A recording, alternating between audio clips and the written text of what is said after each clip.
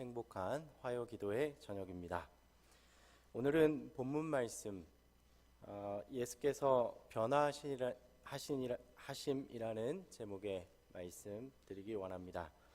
먼저 본문 말씀 마태복음 17장 1절로 8절 말씀입니다. 마태복음 17장 1절로 8절의 말씀으로 예수께서 변화하심이라는 제목의 말씀 드립니다.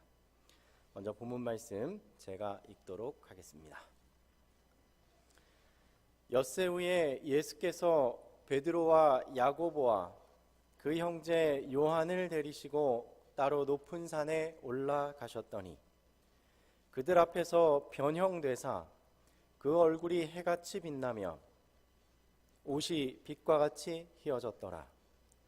그때 모세와 엘리야가 예수와 더불어 말하는 것이 그들에게 보이거늘 베드로가 예수께 여쭈어 이르되 주여, 우리가 여기 있는 것이 좋사오니 만일 주께서 원하시면 내가 여기 초막 셋을 짓되 하나는 주님을 위하여, 하나는 모세를 위하여, 하나는 엘리야를 위하여 하리이다. 말할 때에 호련히 빛난 구름이 그들을 덮으며 구름 속에서 소리가 나서 이르되 이는 내 사랑하는 아들이요 내 기뻐하는 자니 너희는 그의 말을 들으라 하시는지라. 제자들이 듣고 엎드려 심히 두려워하니 예수께서 나와 그들에게 손을 대시며 이르시되 일어나라, 두려워하지 말라 하시니 제자들이 눈을 들고 보매 오직 예수 외에는 아무도 보이지 아니하더라. 아멘. 성도 여러분, 제가 잘생겼습니까? 네, 거짓말을 해주셔서 감사합니다. 솔직히 말씀드리면 저는 어릴 때부터 잘생겼다는 말을 들어본 적이 없습니다. 애기 같다는 말은 들어봤습니다. 머리카락이 별로 없거든요. 그런데 저도 꾸미면 잘생겼을까요? 못생겼을까요? 저도 멋있을까요? 멋있지 않을까요? 저도 꾸미면 멋있어질 수 있습니다. 여기 제가 좀 어색합니다만 파마도 좀 하고 또 눈썹도 좀 진하게 그리고 그렇게 하면 아주 잘생겼던 때가 있습니다. 여기 증거 사진이 있습니다. 네. 제 이 모습을 보고 특별히 20대 초반의 처자들이 환호했던 적이 있습니다. 결혼 사진입니다. 잘생겼습니까? 그런데 제가 왜 파마도 하고 화장도 하고 눈썹까지 그리고 옷도 말끔하게 입었을까요? 그 이유는 제 처가 잘생기고 잘난 남자 만났다는 걸 보여주기 위해서였습니다. 변화에 분명한 목적이 있는 것입니다. 이에 비할 바는 아니지만 예수님께서도 제자들 앞에서 초라한 신분, 볼품없는 인간이 아닌 찬란하게 빛나는 모습으로 변형되셨습니다. 그렇다면 여러분, 예수님, 그 태어나신 때부터 초라하셨던 그분, 도무지 세상이 원하는 아름다움보다는 내면의 아름다움을 더 좋게 보시는 것 같은 그분이 도대체 왜 찬란하고 눈부시게 변화하셨을까요? 그 변화하신 장면을 함께 묵상하기 원합니다.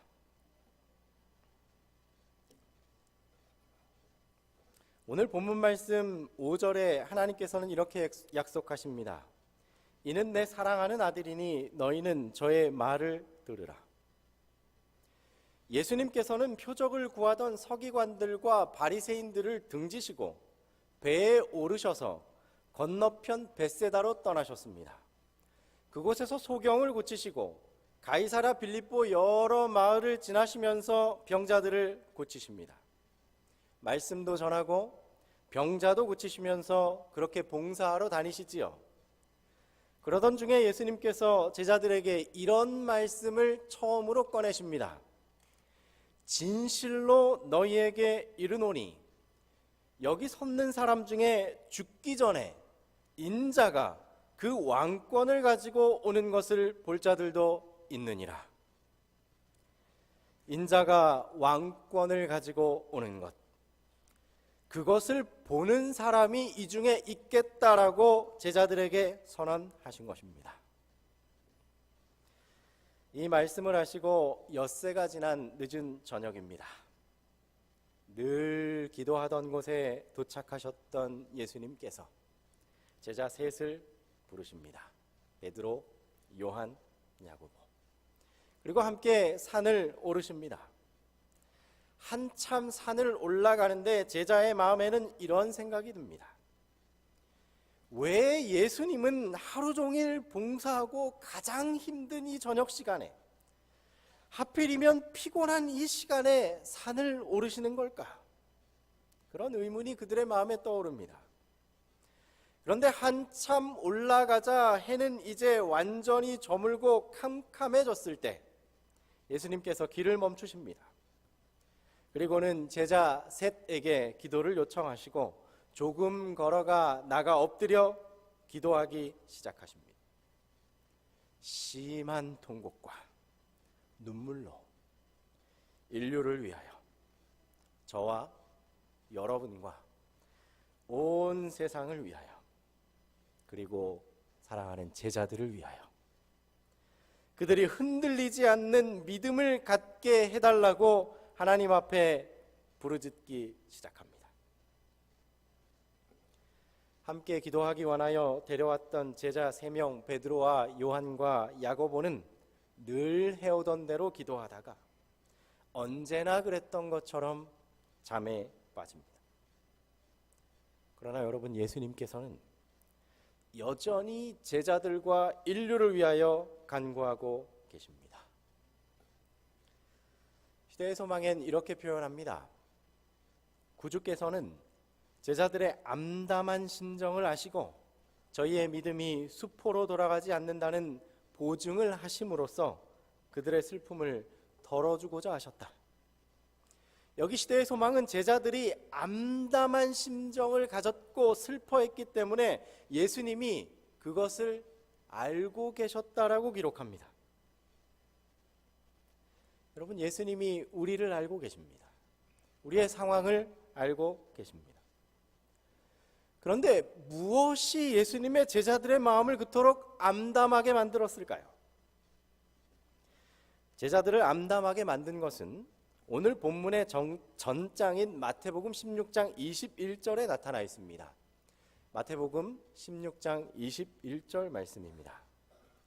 이때로부터 예수 그리스도께서 자기가 예루살렘에 올라가 장로들과 대제사장들과 서기관들에게 많은 고난을 받고 죽임을 당하고 제3일에 살아야 할 것을 제자들에게 비로소 나타내시니, 벳세다에 도착한 제자들에게 하신 예수님의 말씀은 자신이 고난받고 죽임당하고 그러나 3일 후에 살아날 것이라는 말씀이었습니다. 여러분, 이 말씀이 제자들에게는 충격 그 자체였습니다. 자신의 존경하는 선생님이, 자신이 이스라엘의 구원자라고 믿었던 그분이, 자신이 메시아라고 믿는 그분이 고난받고 죽임을 당하겠다니요. 제자들의 마음이 우물했습니다. 아무리 생각해도 이해가 가지 않습니다. 그들의 귀에는 3일 만에 살아난다는 말은 들리지도 않고 이해되지도 않고 그들의 귀에 들어오지도 않습니다. 우리 예수님은 겟세마네에서 자기 자신이 자기 백성에게 조롱받으시고 십자가를 지실 때에 그 제자들이 여전히 예수님을 그리스도요, 메시아요, 하나님의 아들로 믿는 믿음에서 흔들리지 않게 해달라고 그 시간 간구하셨던 것입니다. 그리고 그분의 기도는, 그의 기도의 요지는 예수께서 세상이 창조되기 전에 하늘아버지와 함께 가지셨던 영광을 제자들에게 나타나게 해달라는 것과 그의 왕국이 인간의 눈에 보일 수 있게 해달라는 것, 그리고 제자들이 그 나라를 봄으로 힘을 얻을 수 있게 해달라는 것이었다. 예수께서는 제자들이 당신의 신성을 나타나심을 봄으로 예수가 확실히 하나님의 아들인 것과 그의 치욕적인 죽음은 구속의 경륜의 일부라는 것을 알므로써 자기의 가장 심한 고뇌의 시간에 저들이 위로를 받게 되기를 간구하신 것이다. 여러분, 여기서 우리는 한 가지 사실을 알게 됩니다. 예수님께서는 6일 전에 제자들을 향하여 진실로 너희에게 이르노니 여기 섰는 사람 중에 죽기 전에 인자가 그 왕권을 가지고 오는 것을 볼 자들도 있느니라라고 말씀하셨습니다. 우리는 그 말씀을 기억해야 합니다. 여러분, 예수님께서 제자들에게 인자가 왕권을 가지고 오는 것을 보겠다라고 하신 것이 정말 신성의 힘으로 미래를 내다보고 하신 말씀일까요? 아니면 그분이 그때부터 제자들에게 그걸 보이도록 하나님께 기도하겠다는 말씀일까요? 자신의 말한 진리, 십자가의 진리를 듣고 의문에 있는 제자들에게 예수께서 가지신 참 위치와 또 하나님 나라의 왕권이 무엇인지를 제자들로 하여금 알도록 열렬히 기도하기 시작하셨다는 증거입니다. 여러분, 여기서 우리는 중요한 교훈을 얻습니다. 기도의 중요성을 깨닫게 됩니다. 누군가를 위하여 작정하고 중보기도하기로 결심했을 때 그 기도는 이미 응답되었다는 사실을 믿으시기 바랍니다. 우리가 기도를 시작하면 하나님께서는 그 기도를 응답할 때를 찾으실 것입니다. 우리가 그 기도를 시작할 때 하나님께서는 때를 작정하시고 그 작정하신 때에 분명히 응답해 주실 것입니다. 확신으로 드려진 여러분의 모든 기도에 주께서 풍성한 응답으로 넘치도록 채워주시기를 간절히 소망합니다. 예수님께서 제자들의 믿음을 위해 흔들리지 않는 믿음을 간구하고 계실 그때 하늘이 열리고 하늘 성문에서 거룩한 광채가 예수님을 비추기 시작합니다. 예수님 내부에 있던 신성이 인성을 뚫고 밖으로 비추기 시작합니다. 이제 그분의 모습은 하나님과 같은 위엄으로 일어서십니다. 그의 용모는 완전히 변화되셨습니다. 2절 말씀에 그들 앞에 변형되사 그 얼굴이 해같이 빛나며 옷이 빛과 같이 희어졌더라. 이때 제자들도 깊은 잠에서 깨어 그 빛이 무엇인가 주목합니다.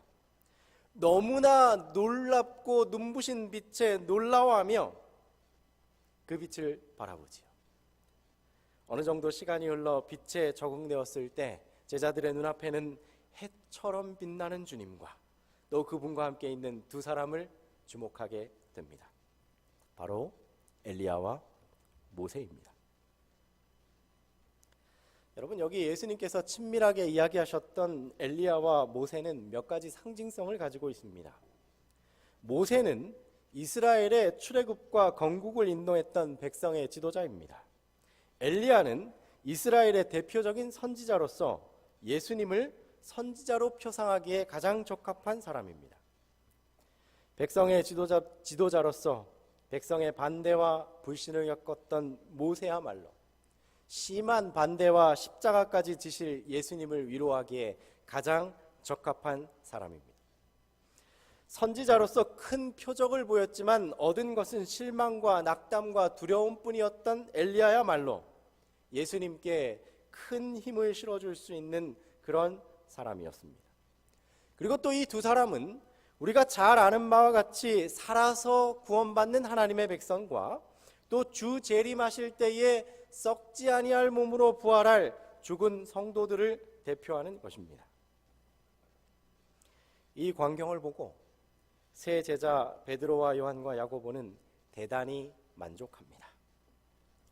초라한 선생, 이리저리 거처 없이 떠돌아다니는 선생, 겸손하여 왕권을 사양하는 그들의 선생, 그 예수님을 이 두 대표자가 섬기며 높인다는 것은 대단히 만족스럽습니다. 그리고 생각합니다. 이들이 하나님의 왕국의 통치를 선포하러 왔구나. 이제야말로 그리스도의 나라가 세워지겠구나. 이렇게 생각합니다.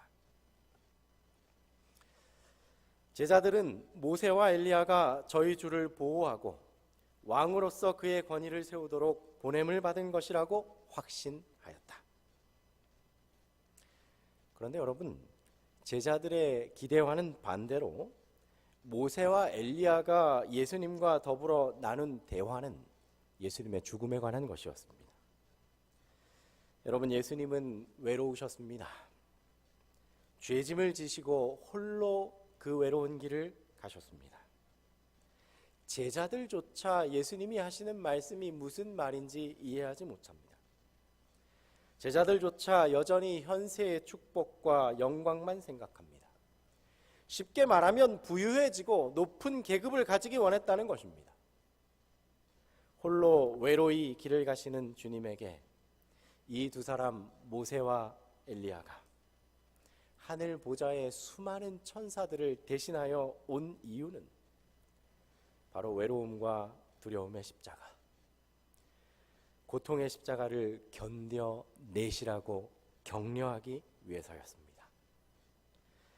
여러분, 세상의 희망은 바로 이 십자가에 있다는 것을 다시 한번 예수님께 상기하기 위해 이 두 사람이 내려온 것입니다.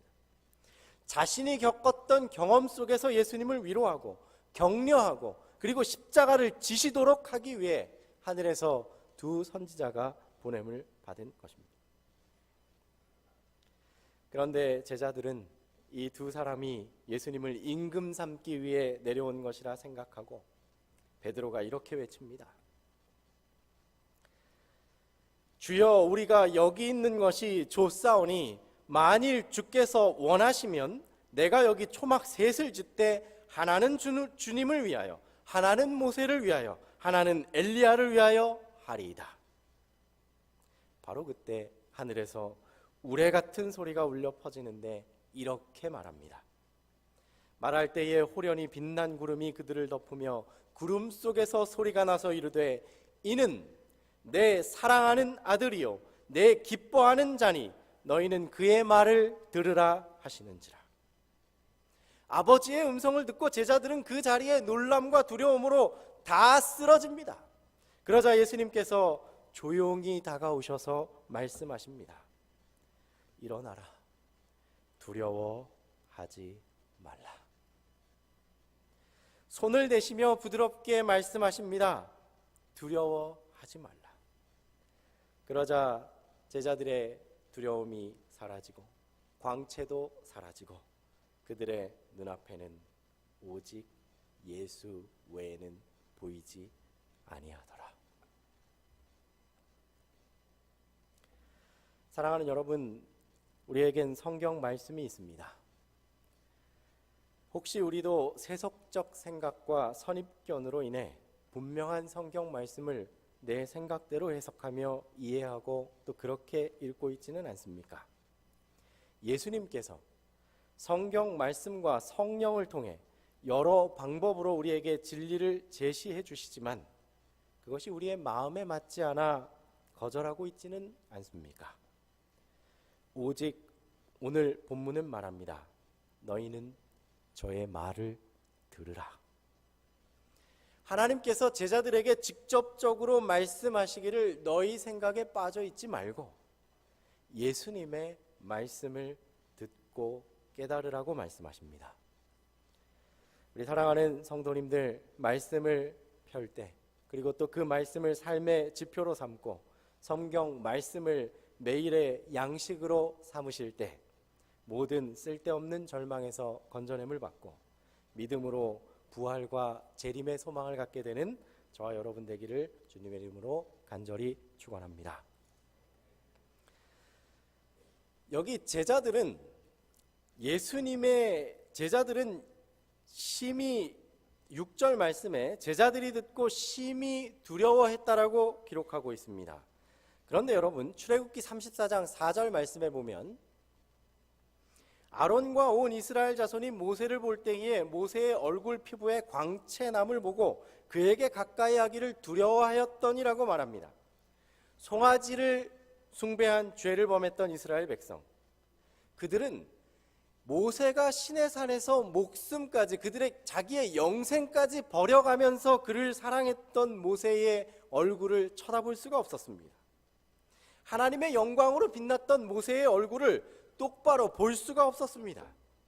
왜냐하면 모세의 얼굴에서 비쳐나오는 그 광명이, 빛이 너무나 무섭고 두려웠기 때문입니다. 그리고 모세에게 그 얼굴을 가리워달라고 부탁했습니다. 여러분, 우리가 둘째 사망이 두려운 이유도 이와 같습니다. 계시록 20장 14절에는 둘째 사망을 불못에 비유하고 있는데, 이것은 죄인이 두려워하는 것이 불못의 죽음 때문이 아닙니다. 여기 하나님의 품성을 보라 68페이지에는 이렇게 기록합니다. 죄인은 하나님의 임재 앞에서 움츠러들게 될 뿐 아니라 하나님과 분리되는 무시무시한 감각을 경험하며 완벽히 혼자 남겨질 것이다. 이곳에는 내가 있을 곳이 없어 라고 혼잣말을 하게 될 것이다. 내면 깊은 곳에서 솟아나는 커다란 무소속감에 압도되어 하나님의 보좌 앞에 선 악인들은 자신들이 우주와 더 이상 조화를 이루지 못한다는 사실과 자신들이 있을 곳은 더 이상 없다는 사실을 극도로 선명하게 깨닫는다. 여러분, 우리가 저지르는 모든 죄, 잘못된 생각, 감정, 행동, 이런 것들이 무엇을 의미하는지 완벽하게 이해되고 알게 되면 어떨지 한번 상상해 보시기 바랍니다. 내가 행한 작은 추악한 행동도 적나라하게 드러나게 되고 있는 그대로 공개될 때의 공포를 상상해 보시기 바랍니다. 여러분, 둘째 사망의 진정한 공포는 유황불이 아닙니다. 둘째 사망의 공포는 하나님을 대면하여 보는 공포입니다. 죄인에게서 하나님, 죄 없고 나를 무한히 사랑하시는 그분을 대면하여 바라본다는 것은 고통이며 기절하거나 혼미할 정도의 두려움인 것입니다. 시편 기자는 말합니다. 여호와의 얼굴은 악을 행하는 자를 향하사 그들의 자취를 땅에서 끊으려 하시는 도다. 여호와 하나님께서 얼굴을 악을 행하는 자들에게 향하면 그들이 땅에서 끊어져 버린다고 말합니다. 그런데 여러분, 이와 반대로 의인에게는 하나님의 얼굴을 대면하는 것이 유일한 희망입니다. 시편 31편 16절은 기록합니다. 주의 얼굴을 주의 종에게 비추시고 주의 사랑하심으로 나를 구원하소서. 또 시편 27편 9절은 말합니다. 주의 얼굴을 내게 숨기지 마시고 주의 종을 노하여 버리지 마소서. 주는 나의 도움이 되셨나이다. 나의 구원의 하나님이시여 나를 버리지 마시고 떠나지 마소서. 사랑하는 여러분, 다른 사람보다 높아지고 명예로워지기 원했던 사람들, 자기 자신의 것만 생각하는 이기심으로 가득했던 사람들, 하나님의 말씀을 도무지 깨닫지 못했던 사람들이 극도의 두려움으로 여기 쓰려져 있습니다. 두려움과 떨림으로 몸을 움직일 수조차 없는 그들, 단 하나의 희망도 남지 않은 그들에게 우주의 주인이시고 천지를 창조하신 창조주 하나님께서 몸을 굽히시고 손을 얹으시고 말씀하십니다. 일어나라, 두려워하지 말라. 우리 주님께서 지금 나에게 말씀하십니다. 두려워하지 말라. 인간의 둘째 사망을 지시고 돌아가신 예수님께서 죄인이 자신의 죄책으로 인해, 자신의 죄의 성향으로 인해 두려워하고 떨고 있는 그 죄인에게 손을 얹으시고 말씀하십니다. 두려워하지 말라. 여러분, 이 말씀 한마디면 족합니다. 이 말씀 한마디에 내가 너를 죽도록 사랑한다는 메시지가 포함되어 있습니다. 사랑하는 여러분, 주의 얼굴을 구하는, 주의 얼굴을 대면하기 원하는 의인이 되시기 바랍니다. 주의 얼굴을 피하여 도망하는 악인처럼 죄를 품지 마시기 바랍니다. 겟세마네에서 내 마음이 심히 고민하여 죽게 되었으니라고 고백하신 예수님의 음성 기억하십니까? 그분은 이미 하나님과 분리되어 홀로 되는 고독, 죄로 인한 결과인 둘째 사망을 이미 당하셨고 완전히 죄가 되어서 홀로 이 세상에 서신 유일하신 분, 그리고 그렇게 죽임을 당하신 분이십니다. 누구 때문이지요? 바로 나를 위해서입니다. 그분이 오늘 우리에게 말씀하십니다. 두려워하지 말라. 여러분, 준비해야 될 때가 있다면 바로 지금입니다. 내 생각이 아닌 주님의 말씀을 삶의 표준으로 삼으시기 바랍니다. 죄를 죄로 인정하고 그분의 용서와 위로를 간구하시기 바랍니다. 나를 바라보고 세상을 바라보는 것이 아니라 날마다 이 주님을 대면하여 바라보며 그분의 얼굴을 구하는 생애가 되시기를 바랍니다. 그분을 볼 때가 있다면 재림의 때가 아니라 바로 지금부터입니다. 세상의 것에 마음 뺏기지 마시기 바랍니다. 잠깐 후면 고대하던 주님께서 오실 것입니다. 그분은 결코 지체하지 않으실 것입니다. 제자들이 눈을 들고 보매 오직 예수 외에는 아무도 보이지 아니하더라. 오직 예수님만 바라보시는 우리 모든 성도님 되시기를 간절히 바랍니다. 이것은 권유가 아니라 꼭 그렇게 되어야 합니다. 우리 예수님만, 오직 예수님만 바라보시는 저와 여러분 되기를 바라며 말씀을 드리겠습니다.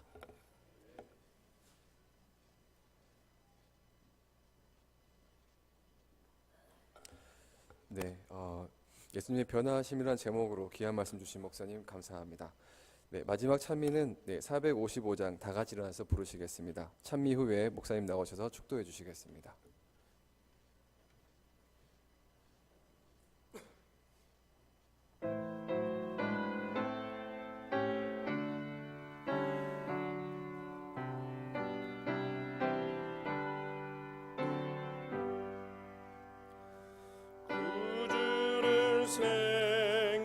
생각만 해도 내 맘이 기쁘니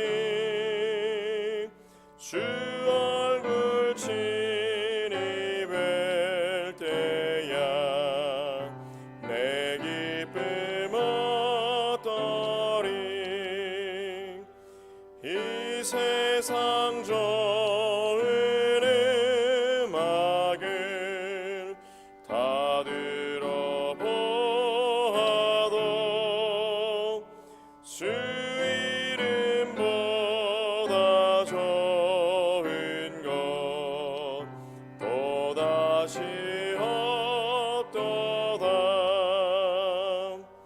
주 예수 복음 듣는 자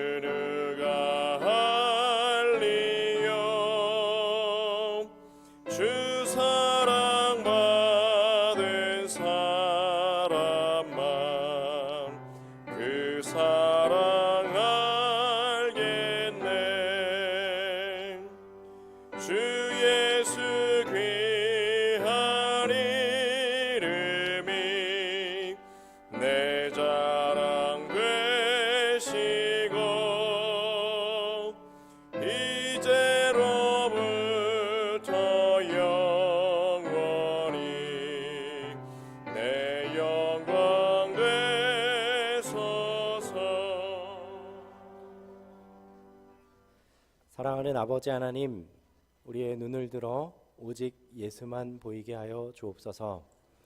또한 날마다 주님을 대면하여 보게 하시고 다윗이 부르짖은 것처럼 주님의 얼굴을 사모하게 하여 주옵소서. 주님을 위하여 주님을 사모하는 우리 모두에게 주님 넘치도록 축복하여 주시옵소서. 사랑하는 예수님 이름으로 기도합니다. 아멘.